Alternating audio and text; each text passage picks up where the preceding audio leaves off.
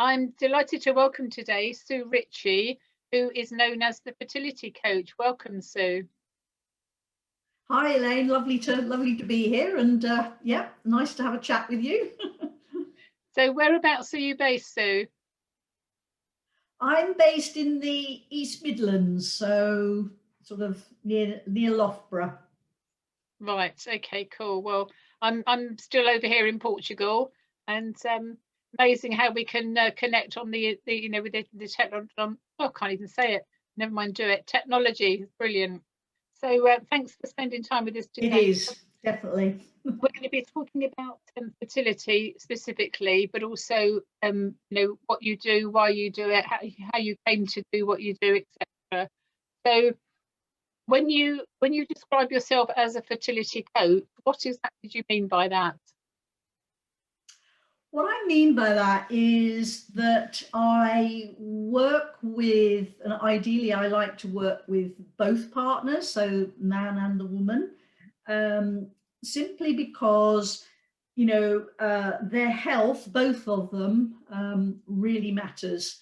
And the way I work with people is very much holistically. So I'm working on mind, body, and spirit, because as human beings, we're not just the physical bit. The mind is really important, spirit, and there are a number of things that affect fertility.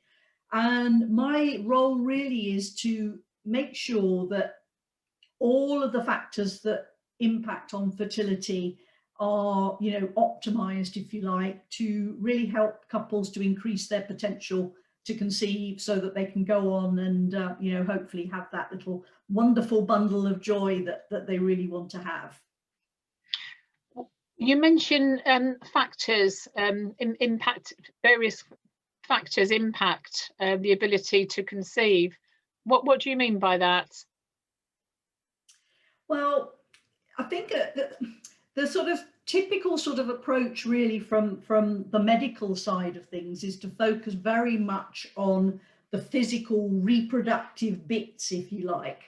And simply because medical profession are not really trained in sort of nutrition, they're not really, there to help people with their mindset and, all the other things, and also their relationship, because when you're looking to conceive, and or if you're in that place where you're actually struggling to conceive, it has a big impact on the relationship between the couple, if you like, because stress is a big factor as well. Nutrition is huge, and gut health is really, really important as well, in the whole fertility scenario. So for me, what I really like to see, and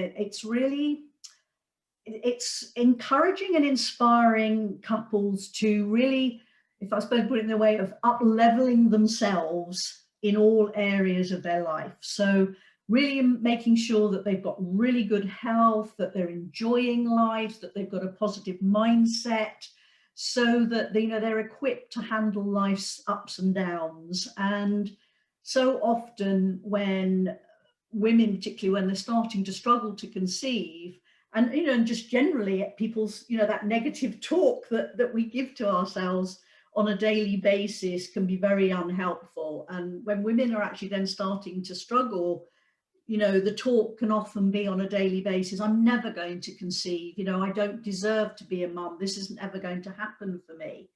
And of course, the power of the mind, I think a lot of people don't realize just how much power our thoughts actually have over our body. And when we're telling ourselves these things on a daily basis, we're actually telling our body that's what we want, and of course it isn't what people want. They want the total opposite.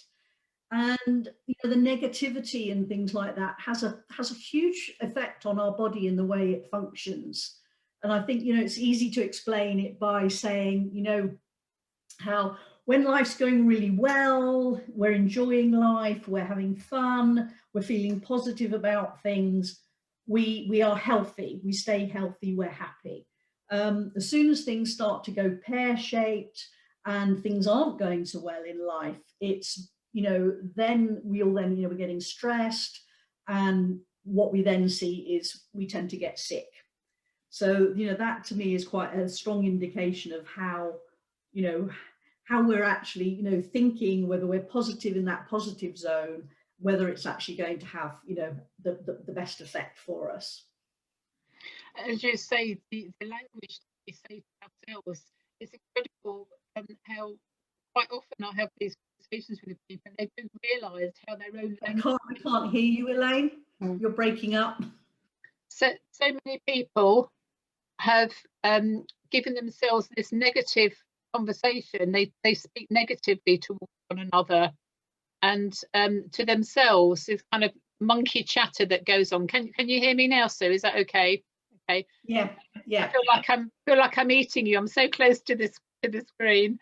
Yeah, so the language we use is so important, and the people that I support through cancer in particular, the fear is just embodied in their whole mind and their spirit, their soul. They're continually frightened, and because of that, they're telling their body and their brain, and that everything is negative, isn't it?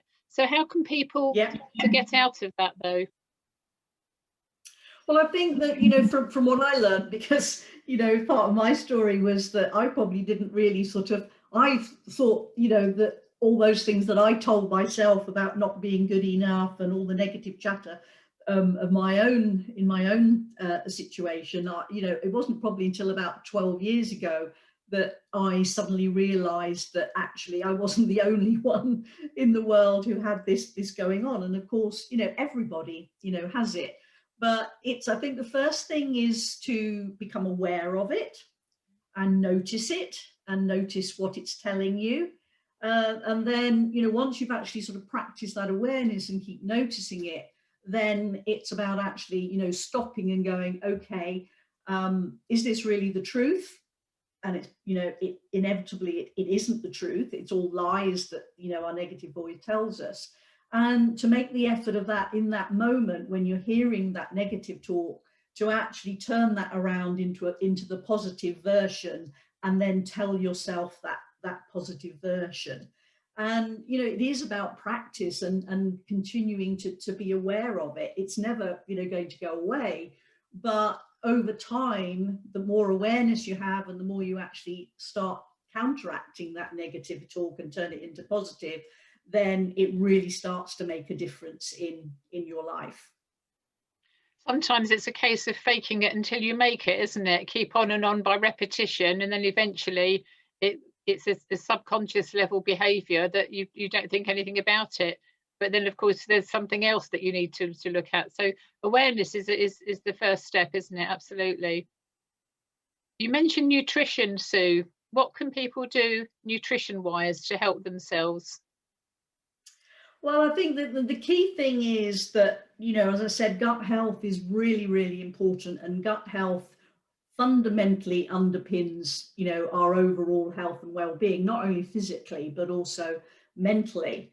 And I think, one of the key things that many people aren't aware of is that if you've got any digestive problems, bloating or wind or anything like that, that's the first sign, if you like, that your body's telling you that things aren't okay in your gut. And obviously, a gut health is impacted by the food that we're eating. So making sure that you're eating a really whole food, all natural diet, because processed foods, ready meals, all of these things actually have a negative impact on your gut health and really disrupt the gut microbiome. So it is about, taking the time, and I think, it's about making that a priority, because when we nurture our body and give it the right sort of food and make sure that we're properly hydrated, drinking lots of good filtered water, then, we can really improve our health significantly. And the gut is important for fertility because that's where hormones are actually produced, but also managed. So if that's not in the right place, then the balance of hormones isn't going to be correct. And obviously for fertility, with estrogen particularly, that's important. So how do you help people that come to you for assistance? Well, basically, what I do is my first port of call is to really do an analysis on all of the physical systems in the body to make sure that everything is working well. And unfortunately, in today's world, I think our bar, if you like, in terms of what we see as our health being good, has been brought down significantly. And many people think their health is good or it's okay, but once we start to sort of look under the covers, if you like, so often what I see is it's not really as good as people think it is, and there are issues to be addressed. So it's getting a picture of where they are now, and then looking at what we need to do in terms of the food that they're eating, and obviously if they need any nutritional supplements as well to boost certain areas that are not functioning properly, then I recommend them to do that. And 9 times out of 10, people's gut health is something that we have to address, and I actually take them through a whole natural process of doing that. But I'm also helping them in terms of looking at what they're eating. And I know that one of the biggest issues we face is where everybody is so busy all the time, rushing around like mad, that we think that we haven't got the time to make healthy, natural, nutritious food, if you like. So a key thing what I provide is actually to give people menus and recipes for several weeks, and these recipes are really simple, very easy to do, quick to make, but are very nutritious, and is all about the right foods that people are eating. And and eating enough fiber and enough vegetables is absolutely key to good health. That sounds wonderful, and that's something that I hear people saying often. Well, if I'm cutting bad stuff out of my diet, then what the hell am I going to eat? Because most people, as you say, tend to rely on the things that are bad for us. And despite the marketing, very good marketing, I have to say, on a lot of these products, they're full of sugar, they're full of chemicals, all the things that we don't need. And our body really doesn't like at all. So your recipes and so on, do you have that available as a book? I don't currently, no, I don't. That sounds But like it's a very something that I probably should be looking at doing. absolutely. I mean, even if it's a PDF, as a, to turn it into a booklet or something, because that is something that would so many health practitioners that I interview would welcome as well. So maybe you have a fertility coach extra tool there so you can help other people with as well. I'd be interested that's a great idea. I'd be interested in certainly looking at it as myself, because I do the cooking here where I live. There's a collection of friends together, and I'm chief bottle washer, laundry maid, sit all around Cinderella I am, and sometimes it's and I cook everything from scratch, all organic from scratch every day, and I love it, absolutely love it. Sometimes I run out of ideas, and helping get ideas from other people is always welcome in my world, certainly. Yeah, I think it's good to share ideas is a good thing. And I think the other thing as well is what I do with people is actually the whole thing around the mindset as well, in terms of helping them and teaching them how to how to manage the negative talk that they're giving. But more than that, I'm really about wanting to help people to understand as well about because so many of it, well, I think probably all of us grow up with some issues that we've had that have come about from parenting and our childhood. And what's really saddens me is how easily we pass these on to our children, simply because we're not aware of the fact that children pick up on, and I think a big one is self-worth and self-value and self-love. And I know for me being a parent as well is that, and unfortunately I wasn't aware of all this when I had my children. I wish I had been, really. but understanding and getting to a place of self-love and really connecting to yourself spiritually as well, and understanding who you are, and really sort of getting into that zone of putting yourself first and taking care of yourself, which so many women today just don't do, simply because we're so busy all of the time trying to do things. And I think a lot of women also think that if you put yourself first, you're actually being selfish, which it isn't, at all.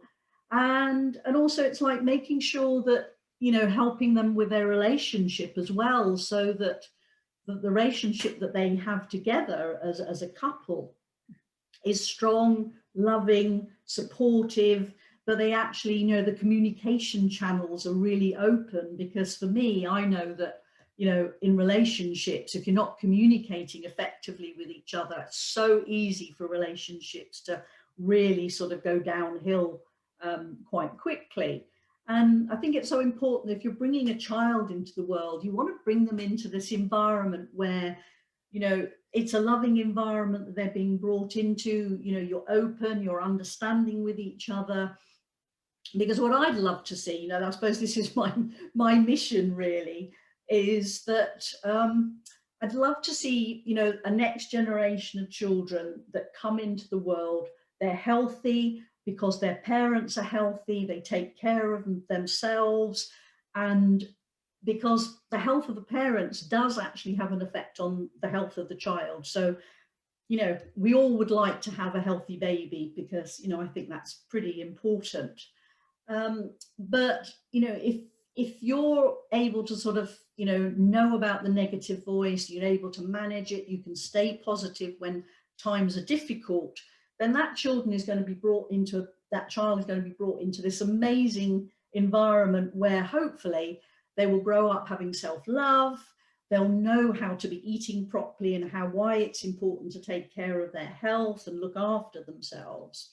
And, and for me, if they can actually grow up in that environment and have the situation where they know deep inside that they can achieve their true potential in life, to me, wow, that would be amazing. Absolutely. So how did you get into this specific niche, Sue? Well, that's an interesting story, and I'll try and make it as short as possible. So I sort of started off life, if you like, in a corporate marketing career. My life was the typical lifestyle of being busy all the time. I'd probably say I was a workaholic, really. I, looked after everybody else, really didn't take care of myself at all. I'm not saying that, from a health eating point of view, I was really quite lucky in being brought up in a family where my mum loved cooking. So, we did eat, very healthily, if you like, in terms of natural foods. My mum always cooked from scratch. But it was probably more in terms of me not taking care of myself and not looking after my own well-being and putting work and everything first. And then I sort of left the corporate world, set up my own direct marketing business, probably 20, 21 years ago now. And I did that because I had 2 children. I was a single parent, and I wanted to have that flexibility, if you like, to spend more time with them. But what happened really was as the business grew, I was then spending long hours, working late into the night after I put them to bed. And eventually, if you like, the sort of stress and everything that was there, with, not sleeping properly, ended up with me getting to a point of being chronically tired, having brain fog, having, my memory, I used to have always had a really good memory. And yet there were days when I thought, am I going mad? Because it was like I couldn't remember things, where I put things. It was crazy. And I also had sort of pains in my joints. I love walking, so I wasn't really able to do all the walking I love going out in nature. I kept having recurrent cystitis. I had breathing problems. Sometimes I just felt I couldn't get enough air in my lungs. And with all that, so life wasn't great. And I'm trying to run a business as well at the same time. And eventually I got diagnosed with Hashimoto's disease. And I'm eternally grateful for having this happen to me, because at the appointment I had with my doctor when I was diagnosed with it, I said to my doctor, because I've for a long time been interested in alternative stuff and nutrition, I said, oh, well, I can get my immune system back on track and get well again. And I was really taken aback by her actually sort of, well, I felt it was quite aggressive really in telling me it was impossible and I'd be on medication for the rest of my life.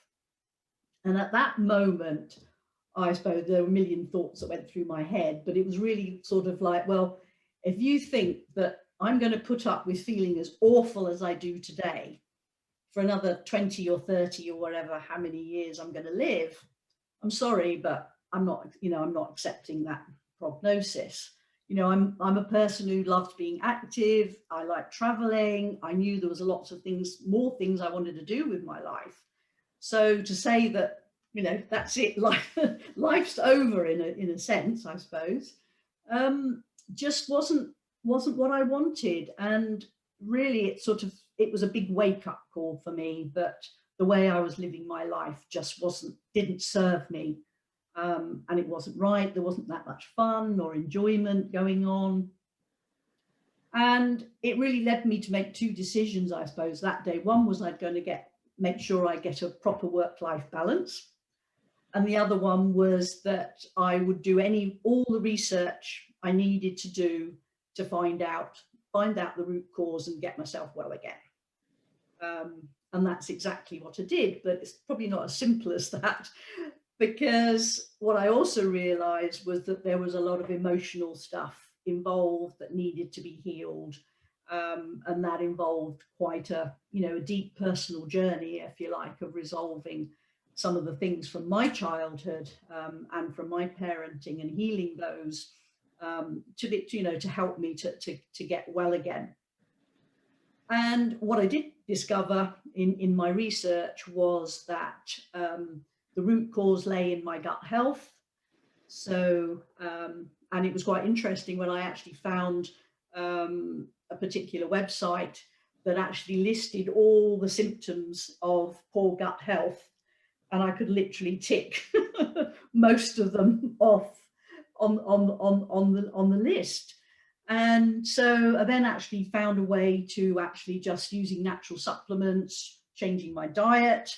One of the key things was actually taking gluten out of my diet, and also dairy, but I'd also actually taken dairy out a few years before because I had terrible sinus problems, and that had resolved that problem. So literally a diet with no sugar, no gluten, no dairy, and within a few weeks, all those symptoms that I've described disappeared, and within 3 months I'd lost 2.5 stone in weight. So what's that, 35 pounds? Wow. Not without doing anything, and yet I'd never been able to lose the weight before. And then over the next sort of 18 months, I just listened to my body in terms of the medication, just kept reducing it until the point that I didn't need it anymore and was recovered from the Hashimoto's. So that was a big learning. And from that, I just really got excited about the whole gut health thing. And it's an absolutely fascinating subject. And, since that day, and 5 years ago, I actually wrote my own book called Love Your Gut, because I wanted to share what I had learned, if you like, and how, you could get well, but also how your gut health actually is a factor in weight and keeping weight on as well, and not being able to shift it, because a lot of people are struggling with that.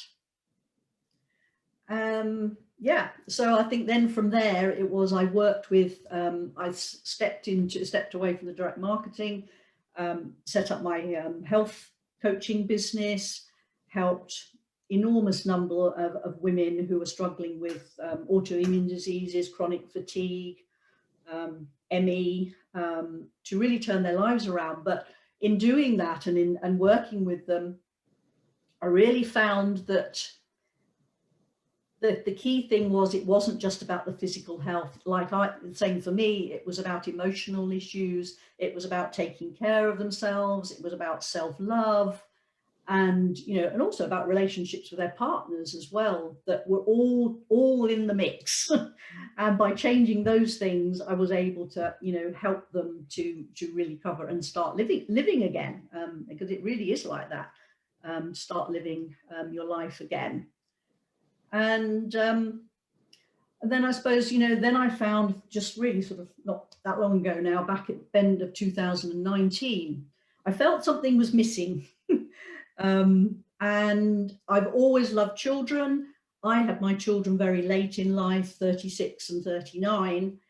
And there was a time when I was 30 when I was thinking, I'm single, I'm 30, I really want to have children. Is it going to happen? Luckily it did. And I just hate to see children struggling because their parents are struggling with issues as well, and the things get passed on to children.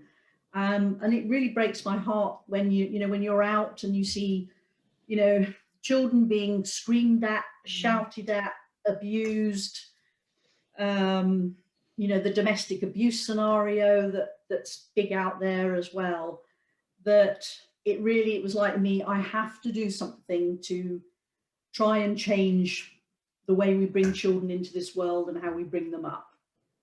And the thought for me is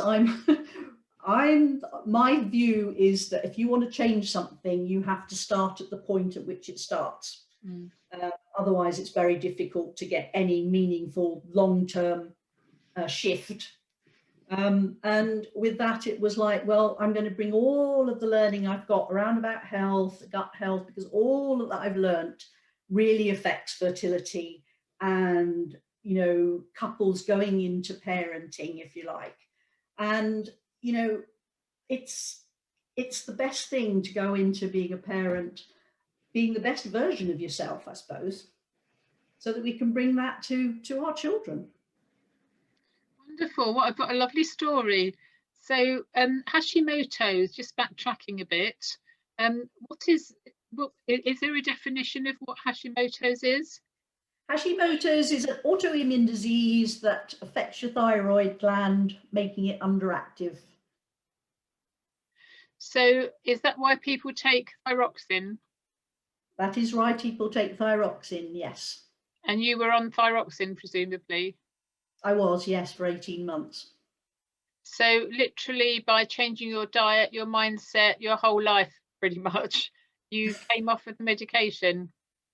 Yeah, and the key thing was the gut health and the gut microbiome, rebalancing the gut microbiome, but diet was also, important as well. But all of those things, have an impact, if you like, on getting you to that point.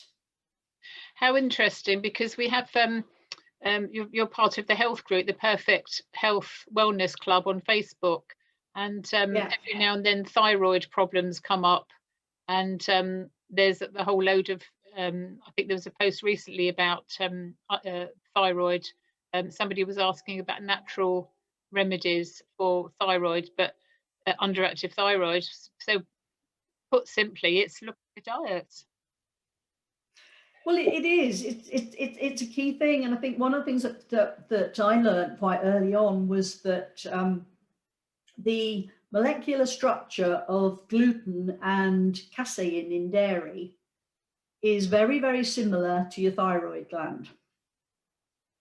So what can happen, particularly if you've got an autoimmune response going on, is that your body basically gets tricked, if you like, because when you're eating those things, your body's thinking that this is, there's a foreign body, if you like, that's not supposed to be here.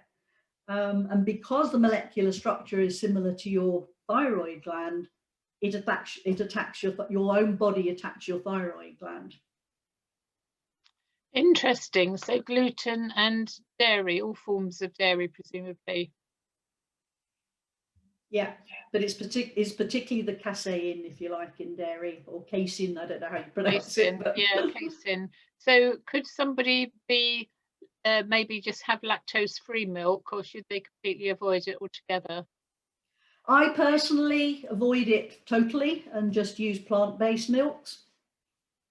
Yes, I do the same. I have I don't have much gluten at all. I do have the odd bit of bread, but it's normally sourdough, so it's kind of quite a lot gentler on you.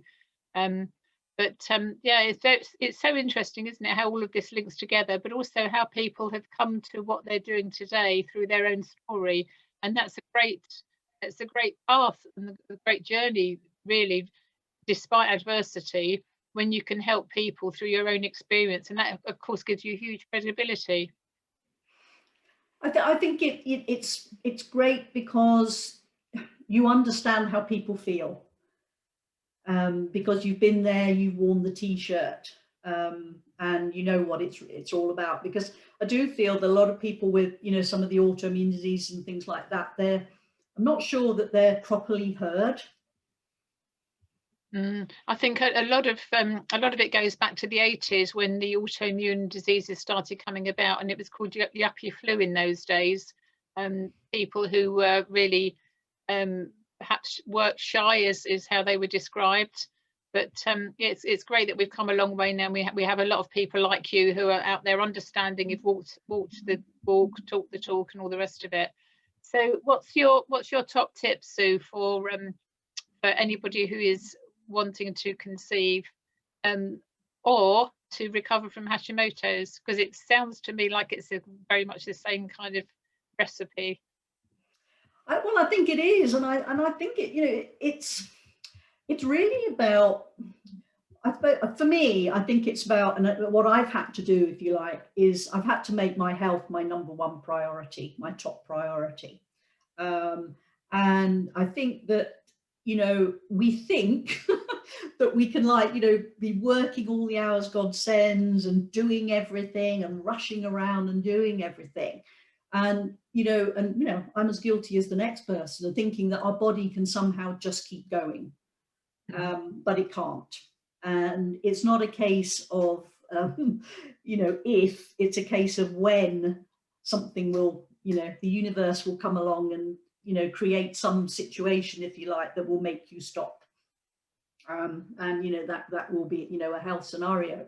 But I do think that, you know, as women, I feel that since the 80s, we've been operating so much in our masculine energy, which is obviously, you know, action, doing, whereas the feminine energy, we're not sort of, you know, bringing that into our life in enough, you know, enough. So the balance has got, you know, too much masculine, not enough feminine. We need to bring that balance back into life. And we don't have to do everything. There's nobody, you know, over our shoulder telling us what we need to do. We just do what we feel is right and what we want to do.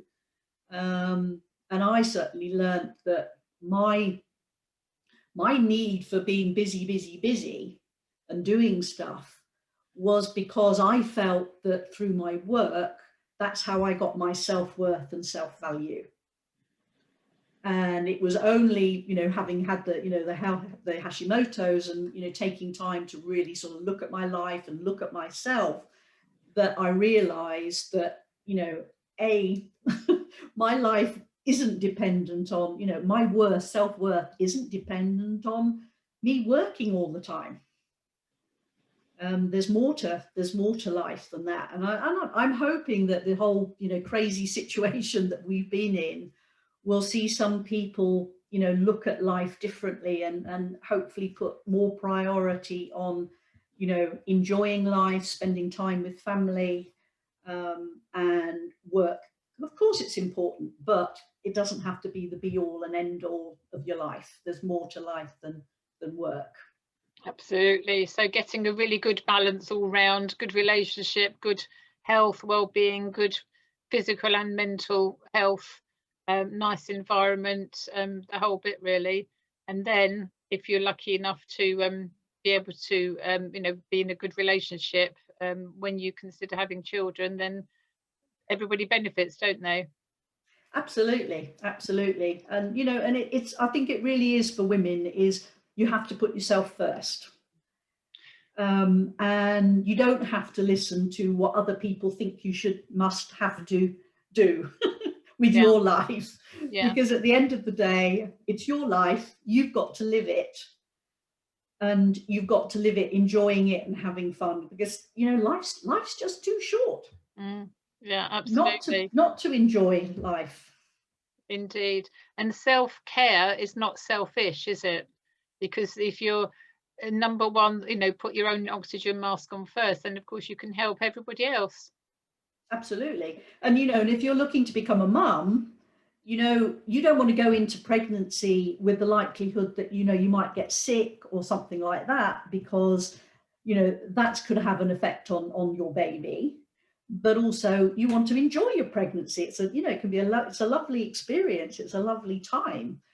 And obviously then when your baby's born, you want to be healthy and fit and well, so that you can really take proper care of that beautiful little child that you brought into the world. So that's why I think it's that's important to do that. But I think one thing that a lot of people also don't realize is that stress and all that negativity that's going on, because it has a physiological effect on what's happening in your body, your baby inside your womb will be picking up on that and receiving it. And that will also have an effect on your baby's life, if you like, when it goes through adulthood, because research is showing that that sort of situation, if you're very, very stressed while you're carrying a baby, or you have some sort of traumatic fear experience, if you like, literally gets felt by the baby, and can go on to cause that child to have anxiety problems in their life. Lots to think about, Sue. So thank you so much for explaining what you do. So Sue Ritchie, the fertility coach, where can people find you? Well, I got my website is Sue-Ritchie, and that's ritchie.com. I also have actually a free ebook on my website, which people can take, which is called the 10 Surprising Things That Will Boost Your Fertility. Ah, So that's free and there for people to do. And obviously people find me on Facebook and on LinkedIn. wonderful. That book sounds very, very interesting. The PDF, presumably, is it the 10 things, the 10 surprise things? 10 surprising things that will boost your fertility. Yeah. Fabulous. Do feel free to post any of that in the group on Facebook and share with other people. I'm looking forward to seeing your recipes. That's my personal interest, because at the age of 64, I've decided not to have any more children. So the fertility bit doesn't affect me personally, thank heavens. No, So me neither. I'm not going to have any more either. Not much chance of that. there we go. Okay, lovely to speak with you, Sue. Thank you so much. No, it's been great. Thank you very much, Elaine. It's been lovely to chat.